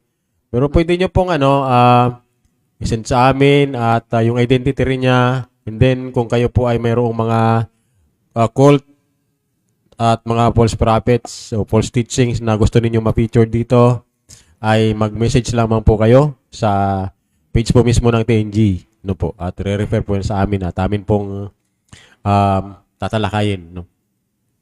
Okay. So, Pastor, tayo po ay live na puli. Okay, muli, no? Mayroong nag-comment at tingnan mo na yung comment. Habang tinitingnan mo ang comment, salamat po sa Akaw-Kakaw. Ayan. Salamat po. Sir, sa patuloy na suporta sa aming TNG, sa ating TNG. Ito ay matatagpuan, no? Yung Akaw-Kakaw ay matatagpuan sa JP Rizal Street. JP Rizal Street sa Malanday, Marikina. Opo. Hanapin nyo lang po doon sa isang bakanting lote na puro kainan. Naroon Yun. po yung akaw-kakaw. Yan po, Tablea de Baterol. Ito po ay marami ang customer. Dinudumog po ng customer din ito. Ano Sir. po siya, unique siya. Opo. Siya ang nauna na mag-offer ng de Baterol na Yan. Tablea. Native siya na talagang galing Davao. Mhm. Tapos ay hindi dumadaan sa anumang chemical process. Opo, talagang pure All lang. natural po yung kanyang product. Tama. At binabatirol, no? Yung kahoy na talagang pinipino siya ng kahoy eh. Hindi Baterol. dumaan sa machine. Kahoy talaga. At taka, nakita ko po yung proseso yung may video sila niyan na binabaterol talaga, hinahalo. So, salamat, Sir Adrian. Yun. Ayun. Sige, mayroon pong comment or tanong. Tingnan natin. Ito, comment lang po si Justin Bastasa. Yan, hindi po tayo magna-number 1 sa corruption hanggang number 2 lang kasi mga corrupt. Kinurap natin yung pagiging number 1. Oo. Kinurap na daw yun. Oo nga naman, ano? Wala nang maging number 1. Corrupt na yung ating number 1 eh. Dinaya talaga Pati ba naman dun sa corruption, kinurap pa Oo, kinurap na pati yung corruption. Nakorrupt na rin. Corrupting the corrupt. Ayos yun. Ano pa? Good evening. Yan po Sinabi niya na si Pastor Hidalgo Bandoho. Bando. Yun nga po, hindi po natin i-comment yung hindi natin pakilala. Pag-aaralan po natin kung sino siya. At atin po siyang tatalakayin kung karapat-dapat talakayin. Opo. At kung ano yung kanyang itinuturo ay atin pong tatalakayin kung talagang mali. Pag Opo. hindi naman po, walang major na kamalian, ay hindi po naman natin dapat pa yun na, pag mga minor lang, no? Ang tinatalakay po natin yung mga kulto na. Pag mga minor lang, hindi naman. Yung mga minor lang na nawawala ang salvation, Hindi naman. ay medyo side topic na lang siya. Side topic lang po yun. Pero ang ating talaga pong tinatarget dito ay yung mga nanliligaw, mga nagsisinungaling at hindi na ayon sa salita ng Diyos ang itinuturo. At saka, Pastor, kinikilala pa rin naman natin pong kapatid kay Kristo yung mga, kahit na ganun yung paniniwala nila, na nawawala yung kaligtasan. Tama po. Sino naman na yan? Yung pong ang diferensya lang natin ay tungkol sa end times, Opo. ay Hindi hindi naman. po namin yan itinuturing na kulto. No? Pagka walang millennial kingdom, Opo. hindi pa po kulto. Hindi po sila. Yan po kasi ay mga tinatawag natin na hindi pa, non-essentials, mga hindi pa naganap eh. So, wag nating pagtalunan yung hindi pa nagaganap. Mhm. Wala pa tayo sa future. So, kung ano talaga yung mangyayari ay definitely nasa kamay pa rin ng Diyos yun. Kung ano ba talaga yung eksaktong magaganap. Tama. Hindi natin pwedeng 100% maintindihan kung ano yung magaganap sa inaharap. Tulad ng 666, Opo. kung pre-trib ba o mid-trib o post-trib, kung may millennium ba o wala, kung figurative ba yan. Mhm. So, yun po ay, we leave that to God Himself. Kung siya lang ang makapag-explain nun. Tama po. At hindi po yun explicit sa kanyang salita. Opo. Maraming iba't ibang interpretation, kahit isang verse. Pero yung mga naganap na tulad ng kamatayan ng Panginoon Kristo, ano ang bunga nito sa atin bilang mananampalataya, ano ang ating mga benefits at mga obligations, nakalagay naman po yan sa Biblia. Hindi po dapat na yan baguhin, dagdagan, o kiluhin. Mhm. Kikiluhin mo. Oh, tsaka O lilikuin. likuin, baloktutin. Ano po? Baluktutin. Tsaka po, Pastor, kaya natin pinifeature, dinidiscuss at tinatalakay itong mga nagsasabing sila ay propeta sapagkat gusto natin pong patunayan na wala na talagang propeta ngayon. Wala na po. Opo. Oo. Oo. So yun po ang una, no? Hindi na po totoo. Hindi po totoo yang si Sado Sado. dahil po inililigaw niya ang tao eh. May iba ng turo siya tungkol sa Diyos. May 7 espiritu na daw. Diyos. At pupunta daw sa Pilipinas. Special pa, pupunta pa sa Pilipinas. Ibig sabihin, hindi rin siya all present, pupunta pa eh. Oo. Pero, So yung espiritong 7 na yon, di niya alam kung saan naroon. At pupunta, dadalaw sa Pilipinas. O ibubuhos, ano yung tubig, no? Ibubuhos sa Pilipinas. pour out the So Spirit. ito ay kakatuwang doktrina na tila ang banal na espiritu ay 7. Espiritu ng Diyos eh. At hindi rin siya nasa lahat ng dako, no? Siya ay limitado ngayon. Limitado lang pala. At ibubuhos pa siya May locality pala. May locality siya. No? So, maling katuroan na po yan. So, pag ang isang propeta, kahit na coincidentally, ay nagkakatotoo kahit isa, pero kung ang iba'y mali, hindi pa rin totoo. Kasi po, ang tunay na propeta ay hindi po kailanman nagkakamali. Opo. Okay, ano daw? Oh, may tanong po, Pastor. Kaya Kenneth Buendia. Ano ba ang tingin ninyo? Ano ba ang tingin ninyo sa GIL at Assembly of God na nawawala daw ang kaligtasan sa isang Kristiyano? Ano to? Duan Baptist in Iloilo. Lugar yan sa Iloilo. Okay po. Duan Baptist in Iloilo City. Anong tingin namin sa JAL, Assembly of God? Hindi po namin alam kung paano magiging tingin namin. Depende kung alam namin, no, kung sino sila. Kahit JAL yan, hindi pa naman namin na unawaan kung anong paniniwala niya. Opo. Hindi po kami pwedeng magsabi kung anong tingin namin. Maski ibang denomination. Unless aming makita muna kung sino yung tinutukoy mong JAL. Opo, kung kilala namin. Kilala namin o saang lugar yan o pwede bang makita natin yung statement of faith nila. Opo. Pero kung halimbawa nawawala lang naman ng kaligtasan, sabi nga namin ay hindi pa po yan doktrina na matatawag na essential doctrine. Opo. Sa bagay, sa iba ay talagang essential yan. Dapat di nawawala. Pero hindi pa yan kulto. Hindi pa siya kulto. Opo. Hindi pa siya hidwang katuruan. Opo. Kasi yung mga naniniwala na yan na nawawala ang kaligtasan, deep inside, alam naman nilang hindi mawawala eh. Ano lang nila yan? Position. Position na pwede pang mabago. Sasabi po mismo ni J. Mac na talagang sila ay mali lang yung understanding nila. Pero God knows that they are saved. Sabi lang. If they are truly saved. If they are truly saved. Kasi maraming nasa Pentecostal na talagang hindi saved. Kasi naroon lang sila for the sake of excitement. Yun. Emotion. For the sake of emotionalism, emotional high. Talagang For marami. the sake of extra biblical na mga katuruan na nakakapagkiliti o nakaka-excite sa kanilang isip at puso, Opo. sa kanilang pakiramdam. Tama. Tapos naroon sila dahil sa mga pangako ng kagalingan, sa pangako ng pagyaman, dahil sa pangako ng maalwang buhay, kapayapaan, at lagi nilang hinihingi sa Diyos yung mga hinihingi lang nilang makakapagpasaya sa kanila. Kaya marami talaga na Hindi saved po dyan. hindi saved. Pero ganun din naman sa ibang denomination. Kahit sa Reform, marami ding Marami hindi saved. din. Yung mga head knowledge lang. Yung head knowledge lang, hindi nakaabot sa puso. Naging atheist. Isip lang, hanggang dito lang sa isip, ang pagiging Reform. Naging atheist. Pero walang habag sa kapwa, walang pakikisama. Pumunta ka sa kanilang church, parang hindi ka nakita. Opo. Tapos pag inimikan mo, parang makasalanan ka, na iniiwasan ka dahil taga-ibang church ka. Yung mga exclusivist po, Pastor, yan. Exclusivist. Gawin ng Reformed Baptist ako ba? Pag pumunta ka roon, ewan ko lang yung iba, ako naranasan ko, no pansin ka. O, katabi mo na, imikan mo, musta po? O, ano ka? Tapos tatanungin ka, baptist ka ba? Pag sinabi mong hindi, pseudo-baptist ka pala eh. Oh, Kaya ano nga ibig sabihin ng hindi. pseudo? Anong pseudo? Ibig sabihin, nagpapanggap. Hindi naman ako nagpanggap na baptist. Sabi ko nga, hindi ako baptist eh. Ba't mo ko sasabing pseudo-baptist? So pagka ang isang tao hindi baptist, hindi siya pseudo-baptist. Hindi naman siya nagpapanggap na baptist eh. Dapat sinabi mo, you are not baptist.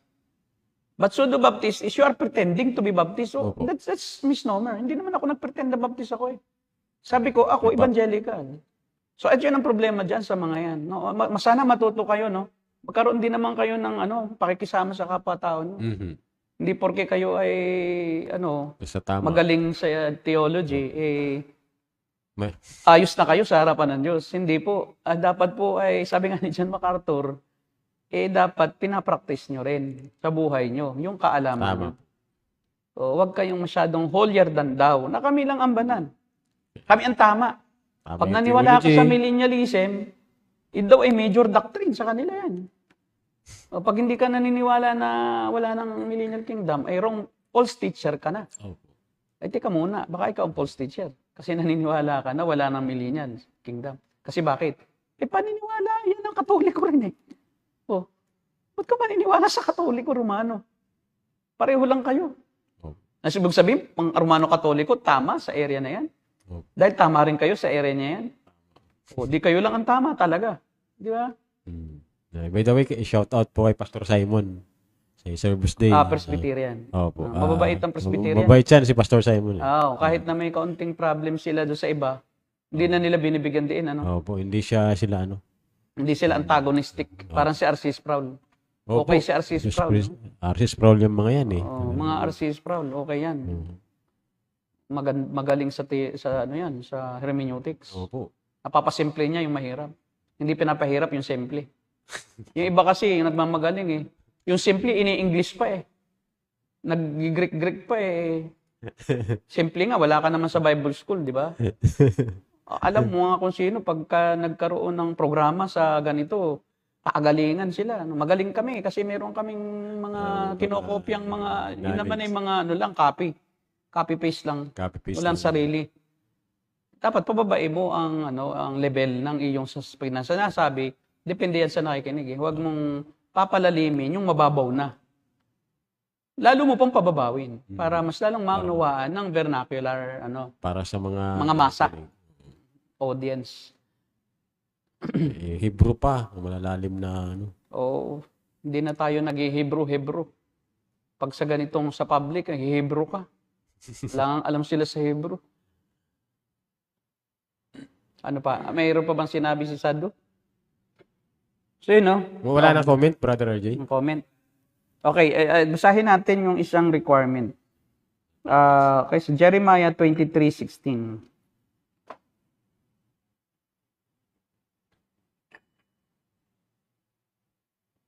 Jeremiah 23:16.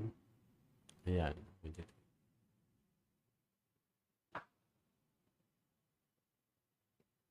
Okay, sabi dito, Ano sabi? ganito ang sabi ni Yahweh na makapangyarihan sa lahat. Huwag ninyong papakinggan ang mga propetang nagpapahayag sa inyo. Pawang kasinungalingan lamang ang sinasabi nila. Ang mga pangitain kanilang sinasabi ay katang-isip lamang at hindi nagmula sa akin. Ayan. So yun. So pagka hindi galing Katang-isip. sa Diyos, galing lang sa kanilang isip yan dahil hindi magaganap yon.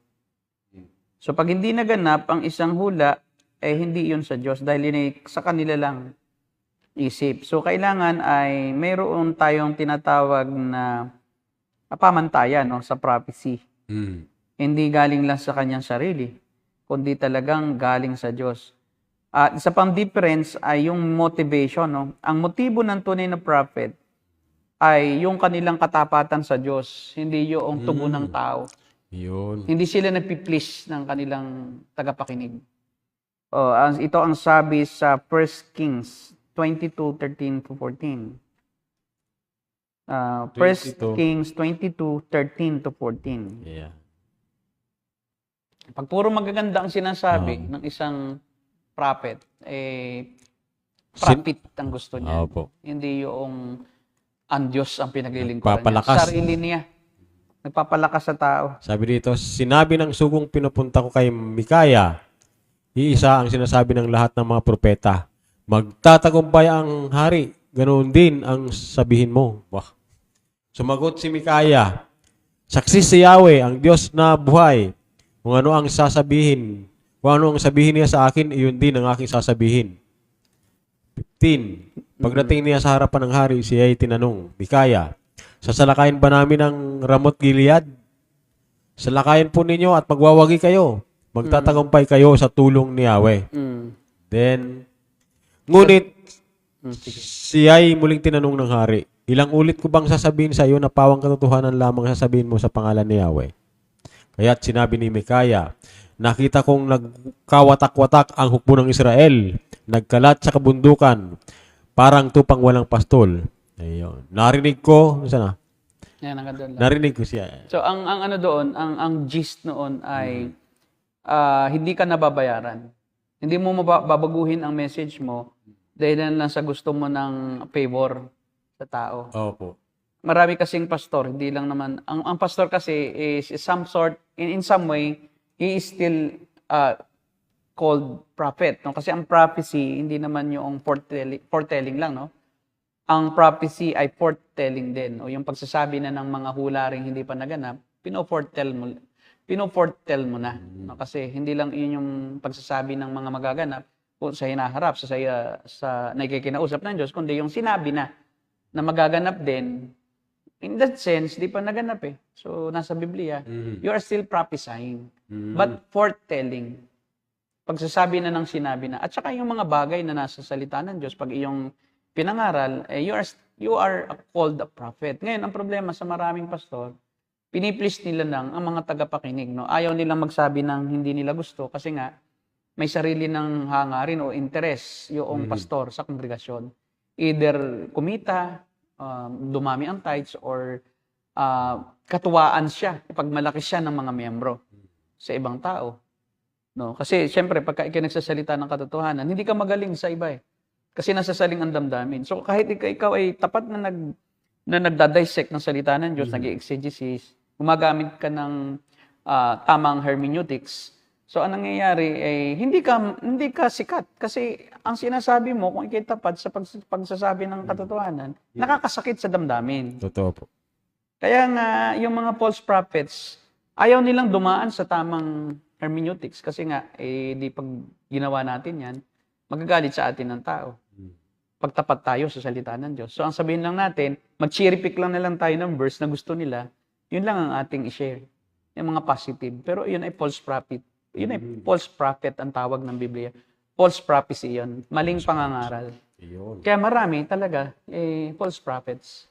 Pero hindi naman ibig sabihin, ikaw ay doomsday prophet. Na ikaw ay isang pastor na puro na lang masama ang sinasabi. Hindi din naman ganon. Kasi marami din naman ng mga magagandang bagay na ginagawa ang Diyos sa atin. Hindi lang puro naman problema, pag-uusig, kundi meron ding promises ang Diyos sa atin. Opo.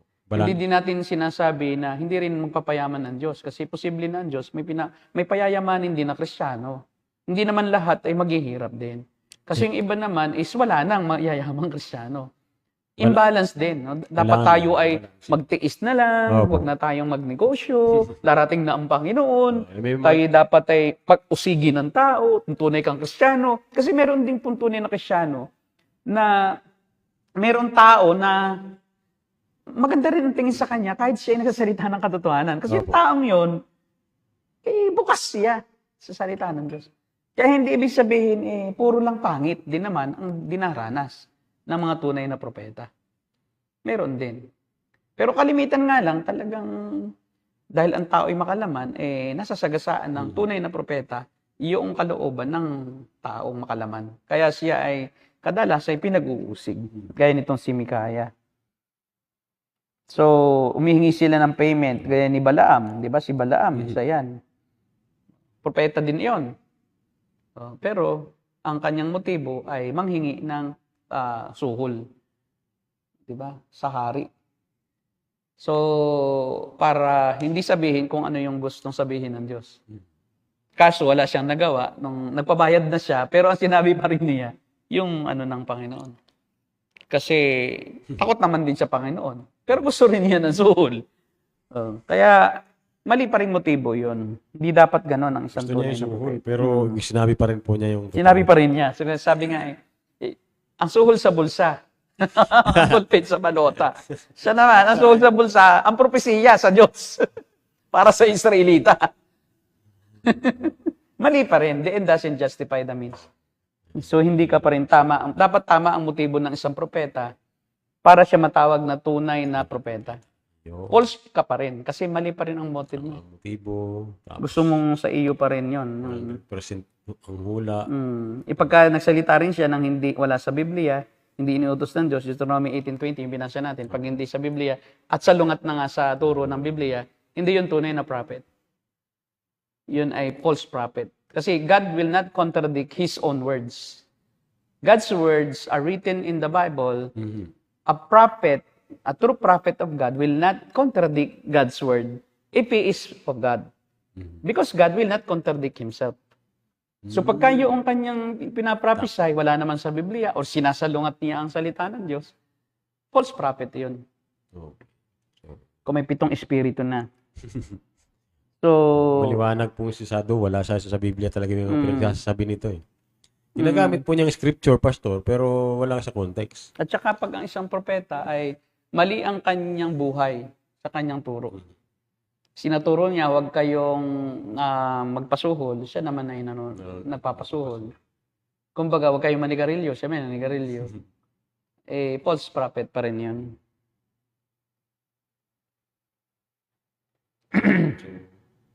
Okay, mayroon pa tayong tanong. May tanong ba, Brother Jay? Wala namang. Ito. Sige. Ito, hindi, wala nga. Dati na, kanina pa. Wala lang po siya. At walang nagkakamali, kahit isa. Yan ang tunay na prophet. Oh, wala. Hindi siya magpa-prophesy na hindi nagaganap. Lahat ng sinasabi nagaganap. 100%. Kasi pagka hindi naganap, false na yon. Kasi hindi naman naganap eh. Hindi sa Diyos yon. So hindi na siya sa Diyos. Ang pamantayan ng tunay na propeta, 100% accuracy. Mhm. Laging bullseye. Hindi pwedeng may lihis. Hindi Oo. pwedeng... At saka specific ang prophecy. Mhm. Halimbawa, ikaw, Juda, ikaw ay dadalhin sa nabihag. Anong nangyayari? Sa Babylonia. Di ba? Babylonia, hindi na lambihag. Mhm. Ikaw, Bethlehem Ipata, mula sa iyo ay lalabas ng isang hari. Nagkakatotoo. Sisilang sa iyo. May Bethlehem, may lugar, may Ipata. Tapos yung isisilang doon. Si Pastor, kung sa Israel, during the time, pinapatay mga false prophet, dapat pala. Kung Oo, kung ngayon, kung tayo ay Israel ngayon, at dito mamatay sila. ito mga to. Oo, talagang babatuhin hanggang mamatay. Kasi ang parusa sa false prophet ay stoning. Death by stoning. So, walang matitira.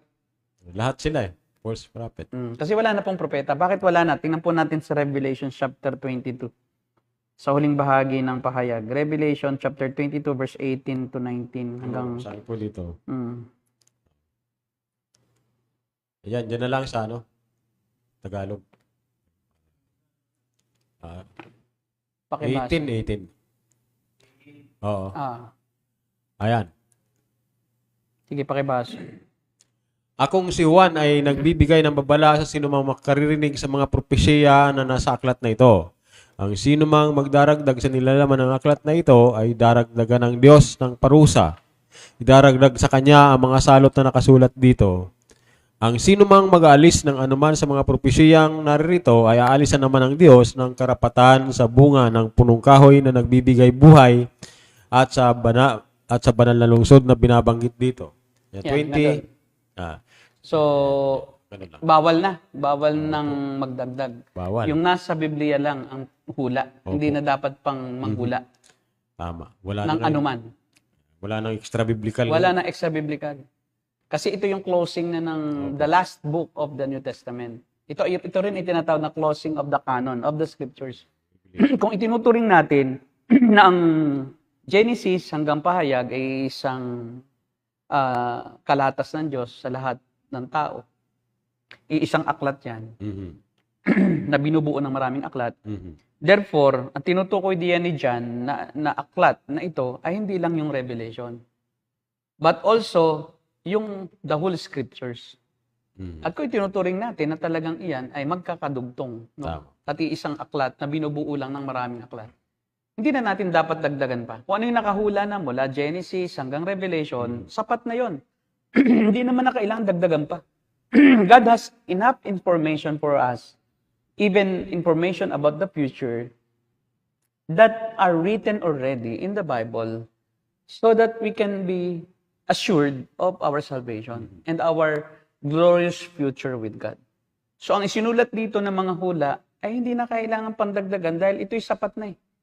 Kasi pagka ang Diyos ay may sinulat na, tapos na ang sulat, ibig sabihin, yari na yon, 100% enough na yon. Huwag na tayong mag-iimbento pa ng mga wala naman sa Biblia, na may personal na ng hula, parang Madam Aurel. No, na kung sino-sino nang pinaprophesy kahit na hindi naman biblical figure. Kahit naman hindi kabilang sa bansang Israel. Kahit ang Amerika, ang daming hula-hula sa Amerika. Wala Opo. naman ang Amerika sa Bible eh. Dinadagdagan mo ang Bible. Sapat na ang Biblia. Hindi na natin dapat manghula pa tayo tungkol sa Amerika. May nagpipresume na ang 666 daw, si Ronald Reagan noon, kasi 666 ang value ng pangalan at panggit na apelyido. Hula na mo, si Pope John Paul dati, ang 666. No? Daming nagkamali. Dami rin ng hula kung anong taon darating ang Panginoon. Wala nga sinabi sa Bible, ba't mo dagdagan? Kasi sinabi ng Biblia, walang nakakaalam ng araw o ng oras na yaon. Dahil hindi dapat ipaalam eh. Kasi pag ipinaalam, di nakapag-ready na kayo. Saka lang kayo magsisisi pag malapit na. Unfair naman iyon doon sa masunurin, no?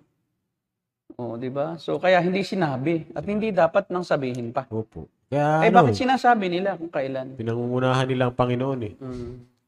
Marunong pa sa Diyos. Nagkukwenta pa pati Oo, na may mat. may mat pa. So, dami na nagkamali noon. Yung isa sa Baptist Church doon sa Hillsboro Church na sinabi, yung Domesday Baptist Church, Baptist na Church. sinabi na noon daw 2000, mga 2000, year 2000, noon pa. Yung Mayan calendar na 2000. Opo, ginagamit nila yun sa ano nila ng Doomsday. Ano. Kasi daw, di ba, ano na daw, 3 hindi na daw mababasa ng computer yung susunod na number. Dahil nakaprogram lang daw na hanggang 2000 daw, mga ganun. Wala naman. Kinonect na doon sa pagbabalik ng Panginoon, pati yung Mayan calendar, wala na rin daw kadugtong. Bakit i-connect? Wala naman sa Biblia yung connect. Wala naman sa Biblia na pagka 2000 na. So, kaya nga hindi dapat mag-presume. Sari-sari. Meron na naman yung isang pastor na dating nagpapalo sa akin sa sa mga forum, si Pastor Ver Medina. Opo. Nag-compute 86. Sa kanya pating edad niya binibase yung pagbabalik. Kasi Aba. daw malapit na daw siyang umuwi. Hindi daw sa langit, malapit na daw siyang mamatay. So, hindi daw darating ang Panginoon, pangako sa kanya, na hindi siya mamamatay. Aba. Di ba? Napaka-importante niya. Kulto na Kasi rin. yung computation niya ng haba ng buhay sa awit, ikinonect sa haba ng buhay niya. Sabi ko, yung awit ay thousand of years na yan mula ngayon. Mula noon hanggang ngayon. Ang buhay mo ay ano ka. So, hindi ikaw ang kinocompute doon. Do the math. Kailan isinulat yun? 2,000 plus years ago. Opo. Tapos ngayon, yun daw kasi ang computation ng buhay ng tao, ito na ang buhay ko. So, ito na raw ang pagdating ng Panginoon. Teka, Wrong. napakalayo ng logic, no? Kinokonek mo sa iyo yung computation ni David o ni Solomon sa awit, sa haba ng buhay ng tao. Patay tayo Mali nito. talaga. Mali. Okay, kung wala nang tanong, paalam muna tayo pansamantala.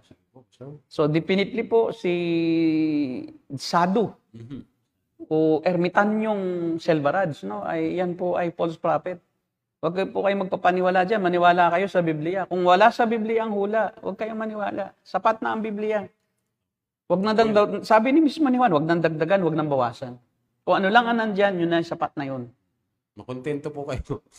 Makontento po kayo sa Diyos at sa Kanyang salita. Salita. Sapat po yun. Huwag kayong pupunta pa kayo sa isang ohabyuma. Di ba? Mahawahan kayo. Yan ang hindi pagligo. Kasi ang hilig ng tao sa mga parang extraordinaryo, yung mabaho, no? Parang extraordinaryo ito. Nakamahabang damit, nakaputi, mahaba ang balbas, Parang, puti na ang bigote, parang galing sa langit. parang galing langit, no? Ang hilig ng tao sa mysticism. Yan po yan eh. Meron pa tayong animistic na prinsipyo sa ating relihiyon, no? Sa mga Kristiyano. Na pagkakaiba baka sa Diyos ito. Wala rin pagkakaiba tayo doon sa Katoliko na may tumubong yung saging. Nagkaroon ng parang hugis mukha ni Jesus. Si Jesus na. Oo, yung natanggal na balat ng saging, sinamba na. Para din ganyan ginagawa natin. Kaya iniwasan ng Diyos yun na. Pinapaniwalaan pag may hindi pangkaraniwan. Oo. Yep.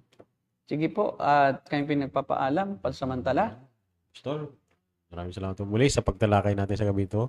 Mga tagapanood, mga kaibigan, ito po ang The Narrow Gate Ministry. And We are the Cult Busters. God bless you all.